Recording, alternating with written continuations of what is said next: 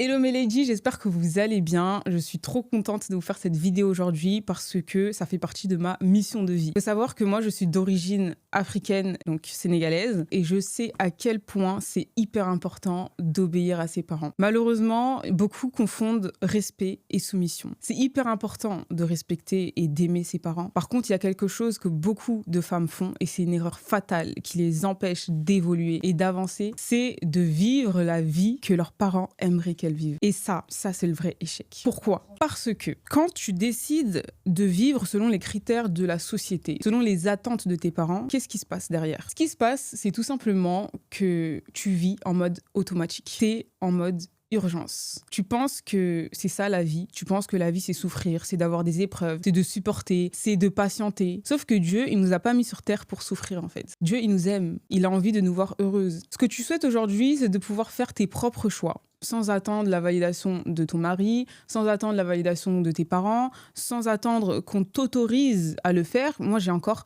une fois plein de personnes qui viennent me voir et qui pensent que pour être légitime à vendre quelque chose, à transmettre un savoir, elles doivent avoir des diplômes. Et ça, c'est dû au fait que depuis toute petite, on nous a appris à demander la permission, on nous a appris à nous taire, on nous a appris à ne pas exposer nos émotions, à ne pas parler trop fort, à ne pas pleurer trop fort. Et ce qui entraîne tout ça, au final, c'est que ça crée des adultes qui se limitent. Et quand tu te limites, qu'est-ce qui se passe? Tu baisses ta lumière. Et quand tu baisses ta lumière, tu n'éclaires plus les gens autour de toi. Il y a ce qu'on appelle dans les familles les souveraines. Et ces souveraines-là, c'est des femmes qui sont souvent incomprises, qui souvent ont dû se rabaisser, qui ont dû se faire plus petites qu'elles le sont vraiment. Pourquoi? Parce qu'elles ont remarqué que dès lors qu'elles devenaient elles-mêmes, elles dérangeaient. Elles dérangeaient soit leur mère, soit leur sœur, soit leurs parents, soit leur père. En fait, quand tu grandis dans un environnement où les personnes qui t'ont mise au monde te disent de te limiter, tu te dis mais alors quand je vais sortir de ce monde-là, si même mes propres parents m'ont toujours dit de me limiter, qu'en est-il de l'extérieur en fait finalement? Et ça c'est problématique.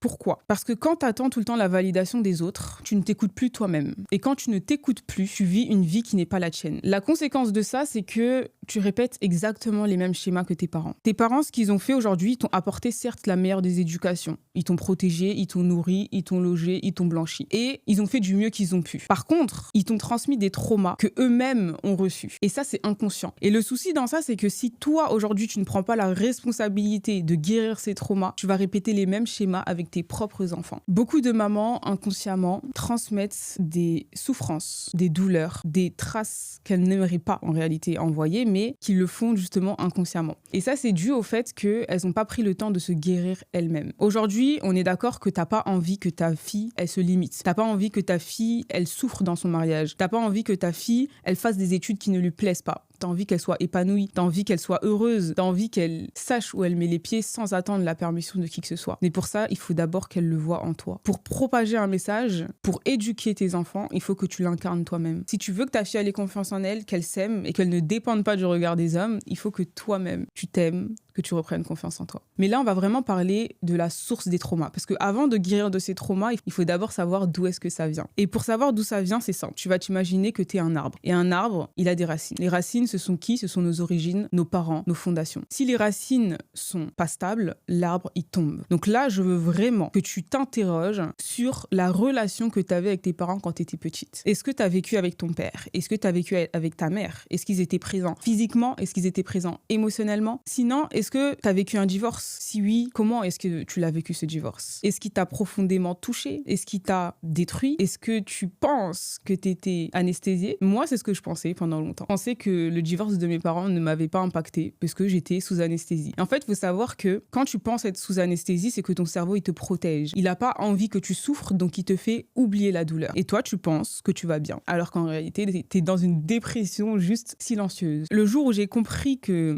en fait, j'étais vraiment affectée par la relation et la séparation que mes parents avaient, c'est quand j'ai divorcé. Quand j'ai divorcé, je me suis rendu compte qu'en fait, j'étais en dépendance affective. Dans le sens où j'avais toujours besoin de la validation, de l'amour et de la reconnaissance des autres pour comprendre que j'avais de la valeur. J'avais besoin de toujours donner plus pour montrer que ma place est là et pour montrer que je mérite d'être ici. Et ça m'a entraînée dans une boucle infernale de devoir travailler toujours plus, vouloir plus d'argent pour montrer qu'en fait, j'ai le droit d'exister, pour montrer que je suis là et je peux me permettre d'être assise ici et d'avoir la parole. Sauf que c'est un piège. On n'a pas besoin de faire tout ça. On n'a pas besoin de faire tout ça pour montrer qu'on est là. Notre simple présence, elle vaut beaucoup de choses. Elle vaut de l'or, en réalité. Je pars du principe que on peut vraiment guérir de ces traumas, mais on peut pas vraiment les éliminer. Dans le sens où si demain, tu te blesses et que tu as une plaie qui s'ouvre, évidemment, tu auras des points de suture pour pouvoir la guérir. La douleur disparaîtra, mais la cicatrice, elle va rester. Donc, il faut comprendre que tes traumas, tu ne peux pas les éliminer, mais tu peux en guérir. Et c'est ça que je veux te permettre de faire aujourd'hui. Aujourd'hui, j'ai vraiment envie que tu comprennes déjà, premièrement, que tu as des traumas qui sont liés à tes parents. Je veux vraiment aussi que tu fasses la paix avec ta petite fille intérieure. Parce que tu vois, cette petite fille-là qui a été humiliée, qui a été rabaissée, qui a été trahie, qui a été violentée physiquement, verbalement, émotionnellement. Cette petite fille, elle est toujours en toi. Et c'est elle qui t'empêche d'évoluer. Tu es en train de stagner dans ta vie et tu penses que c'est dû au fait que tu n'as pas fait assez d'études, dû au fait que tu n'as pas assez d'argent.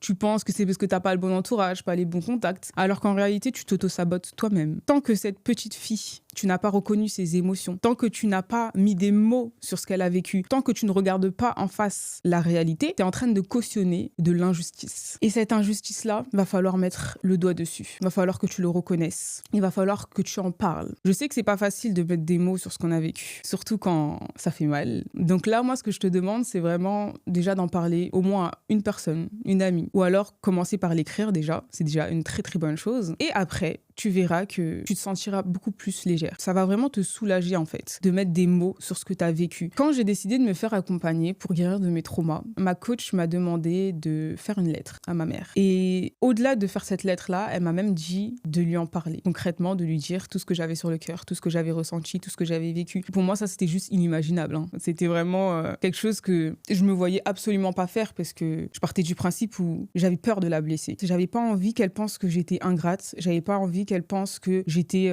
égoïste. Sauf que je me suis rendu compte qu'en fait, là, je ne suis pas en train de la blâmer. Je suis en train de poser des mots sur ce que j'ai ressenti. Et il faut que tu comprennes que tu as le droit, en fait, de ressentir des choses. Tu as le droit de poser des mots sur ce que tu as vécu. Tu as le droit de dire ce que tu ressens aussi aujourd'hui. Ça fait pas de toi une mauvaise enfant que de dire que tu t'es pas senti protégée. Ça fait pas de toi une mauvaise fille que de dire que tu t'es sentie abandonnée. C'est pas parce que tu t'es sentie comme ça que ça fait que tes parents sont des mauvaises personnes. Non. Et je me rappelle le jour où j'en ai parlé à ma mère. Dieu merci, ma mère, elle a fait aussi de son côté une certaine thérapie depuis un nombre d'années. Donc elle avait cette intelligence émotionnelle de recevoir mes paroles qui étaient très très lourdes émotionnellement, et à la fin elle m'a même demandé pardon. Et je sais que c'est pas tout le monde qui a la chance d'avoir une maman qui décide de guérir de ses traumas. Moi j'en suis reconnaissante aujourd'hui parce que ça m'a permis de me sentir encore plus légitime et de guérir 2 fois plus vite. Maintenant, aujourd'hui, j'ai décidé de ne pas parler juste pour parler. C'est la première fois que je fais une vidéo sans lire de script, et mon objectif aujourd'hui, c'est de toucher votre cœur. Pourquoi ? Parce que j'ai conscience que ce qui change réellement la vie des gens, ce qui les impacte, ce qui leur permet de s'améliorer, c'est pas des stratégies, c'est pas des compétences, c'est pas seulement l'aspect technique, c'est surtout l'aspect émotionnel. Pour guérir de tes traumas, il sera impératif que tu coupes les liens émotionnels, pas seulement physiques, mais émotionnels, avec toutes les personnes qui t'ont fait du mal. Quand je dis couper les liens, je veux dire par là pardonner. Parce que quand tu pardonnes, tu enlèves le pouvoir à la personne de te faire du mal. Quand tu pardonnes, tu retires la haine de ton cœur. Tu décides de ne plus ressentir de la rancœur. Il faut savoir que tout ce que tu ressens, c'est ce qui vient dans ta vie. Tout ce que tu ressens, ça s'amplifie et ça se manifeste. Si tu ressens de la joie, tu vas attirer de la joie. Si tu ressens de la haine, de la colère, tu vas toi-même te faire du mal en attirant de la haine et de la colère dans ta vie. Donc c'est important que tu comprennes que tes sentiments, ils ont un pouvoir. Tes émotions, ce que tu ressens, ça a la capacité d'améliorer ta vie ou tout simplement de la faire dégringoler. Donc à partir de maintenant, je veux que tu comprennes que tes émotions, c'est elles qui vont te guider. Si tu te sens fatigué, malade, épuisé avec certaines personnes dans un certain environnement, sache que c'est ton corps qui te parle. Ton corps, il est en train de t'envoyer un message. Il est en train de te faire comprendre que là, ce n'est pas ta place. Quand tu es dans un bon environnement, tu n'es pas épuisé constamment. Quand tu es dans une bonne ambiance, quand tu es avec les bonnes personnes, tu te sens nourri, pas vidé énergétiquement. Donc à partir de maintenant, prends juste 5 minutes et demande-toi, est-ce que je suis vraiment rechargée avec cette personne? Est-ce que je me sens vraiment bien dans cet endroit, dans ce pays, dans cette ville? Et si la réponse est non, c'est qu'il est temps de prendre en compte tes émotions, parce que la vie, elle est très courte. Si 2026 est ta dernière année, qu'est-ce que tu aimerais réellement accomplir? Est-ce que tu as vraiment envie de terminer ta vie comme ça? Est-ce que tu as vraiment envie que tes enfants, ils te voient finir dans ces conditions-là? C'est comme ça que tu veux inspirer les autres, les générations à venir? Je pense pas, non. Tu vaux plus que ça. Et ta lumière, elle doit briller. On a besoin de ton histoire. On a besoin de ton impact. On a besoin de ta voix. Tu as le droit de prendre de la place. Tu as le droit de parler fort. Tu as le droit de rigoler fort. Tu as le droit de t'habiller fort, de briller concrètement. Et si ça dérange les gens autour de toi, c'est qu'ils te méritent pas. Malheureusement, ça peut être des gens que t'aimes, mais moi, ce que je te demande, c'est vraiment d'être égoïste, en fait. Pense à toi, à ton bien, avant celui de tes enfants. Pense à ton bien avant celui de tes parents. Pense à ton bien avant celui de ton mari. Pense à ton bien avant celui de la société. Parce que c'est pas eux qui vont te rendre heureuse. Il y a que toi qui as ce pouvoir. C'est tout pour moi. À toutes celles qui souhaitent guérir concrètement de leur trauma et pouvoir enfin libérer leur lumière, je vous invite à rejoindre le royaume des Lady Boss.